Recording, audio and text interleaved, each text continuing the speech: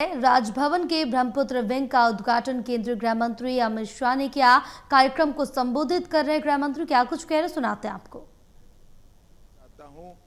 क्योंकि जैसा आसाम बनने जा रहा है उसके अनुरूप गवर्नर निवास का आज यहां पर निर्माण होकर लोकार्पण हो रहा है।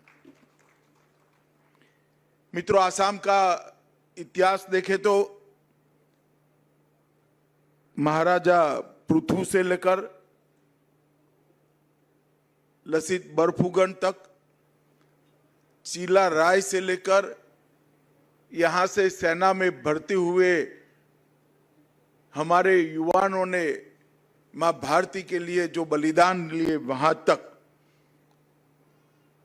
ये भारत की सुरक्षा का एक अहम कोना बनकर हमेशा से पूर्वोत्तर उभरा है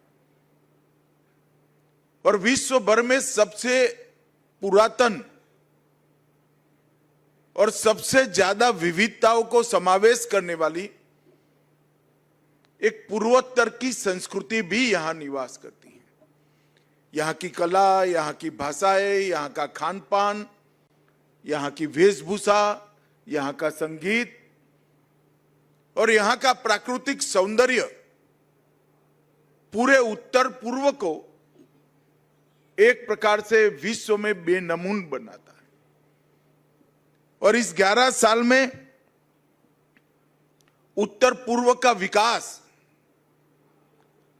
जब भी उत्तर पूर्व का इतिहास लिखा जाएगा, नरेंद्र मोदी जी के शासन के 11 साल सुवर्ण अक्षरों से लिखने पड़ेंगे, ये सुनिश्चित। मैं बहुत साल पहले विद्यार्थी परिषद की एक रैली में आया था।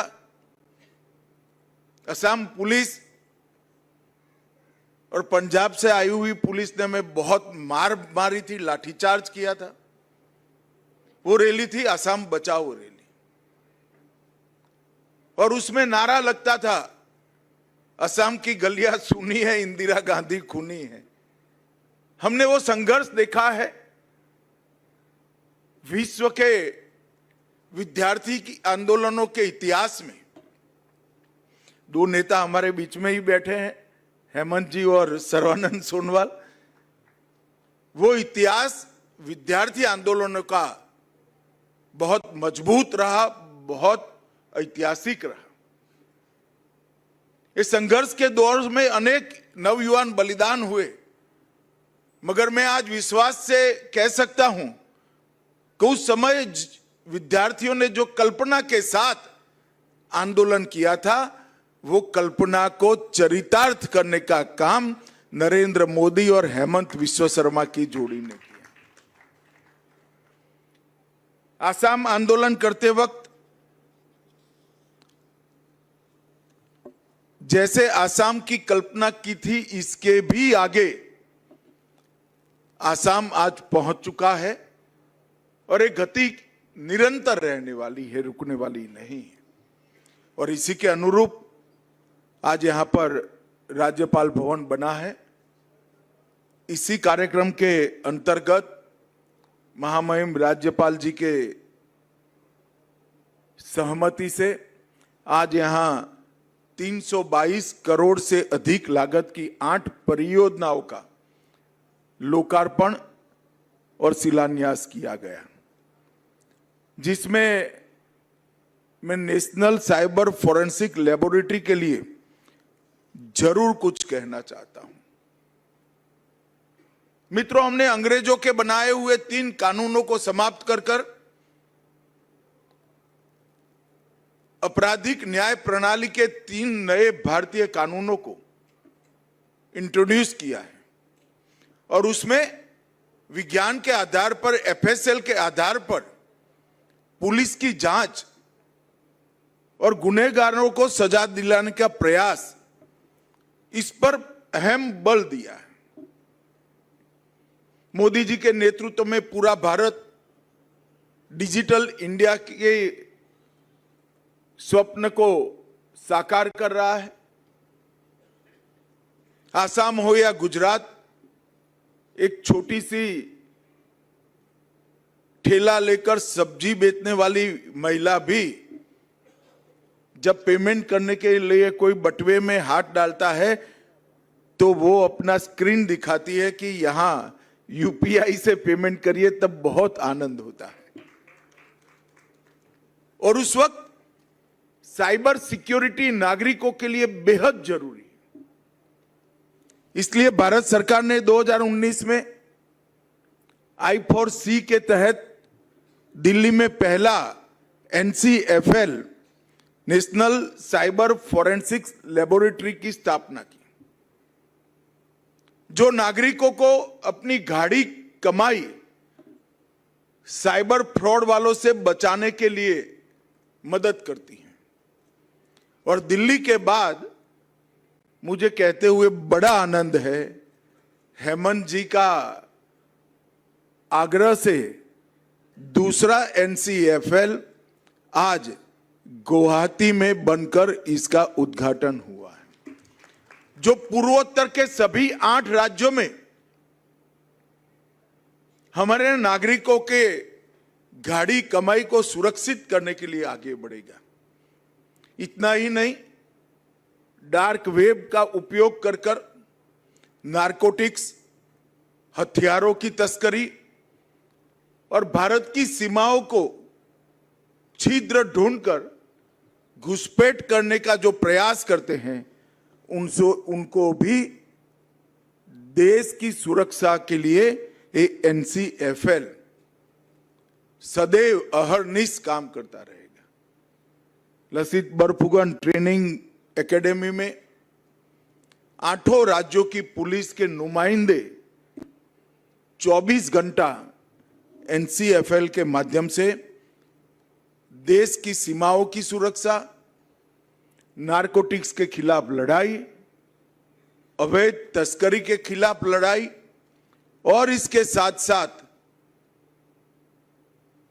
नागरिकों की गाढ़ी कमाई को सुरक्षित करने का काम करेंगे। हमारे सीमा की सुरक्षा करने वाले CAPF के जवानों के लिए ढेर सारे सुविधाओं का भी आज यहां पर लोकार्पण हुआ है। ये NCFL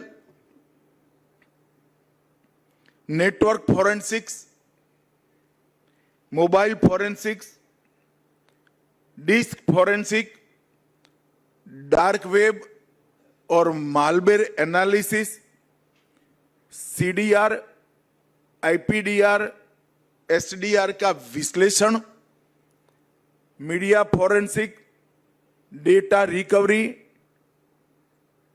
और क्रिप्टो इन्वेस्टिगेशन जैसे आज के जमाने के सभी अपराधों के पीछे लगने के लिए 24 घंटा काम करेगा।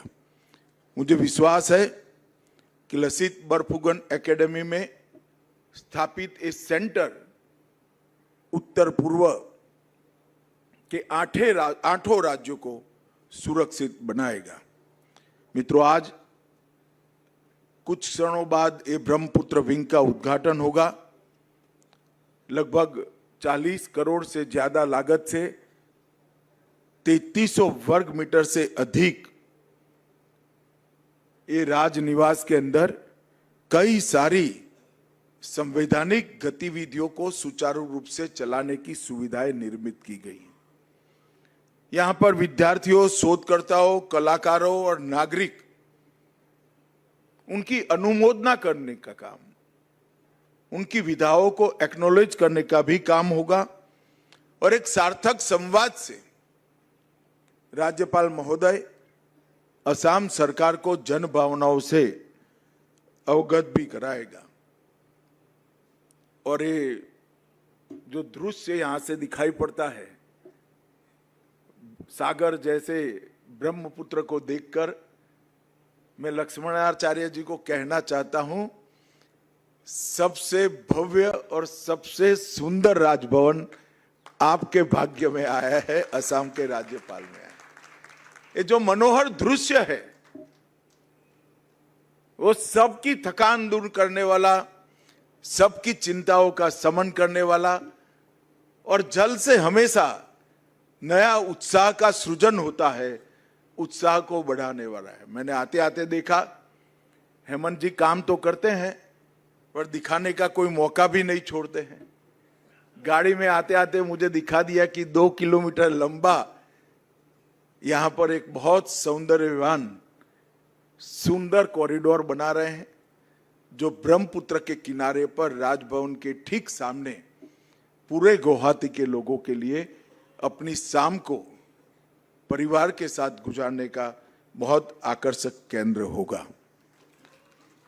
ये बहुत लंबी यात्रा के बाद यहां पर आज एक सुंदर राजनिवास का लोकार्पण हुआ है। मैं फिर से एक बार हेमंत जी को उसको दूरदृष्टि के साथ बनाने के लिए और इसमें रहने वाले पहले राज्यपाल के रूप में लक्ष्मण आचार्य जी को बहुत बहुत शुभकामनाएं और बधाई देना चाहता हूं। मित्रों, 11 साल में मोदी जी ने इस देश के अंदर हर क्षेत्र में आमूलचूल परिवर्तन किया है। देश की बाहरी सुरक्षा हो, देश की आंतरिक सुरक्षा हो, देश के युवाओं को स्टार्टअप के माध्यम से विश्व भर के युवाओं के साथ 2-2 हाथ करने का मौका देना हो। रुकेंगे एक छोटे से ब्रेक के लिए। ब्रेक के बाद चल दूंगे हाजिर।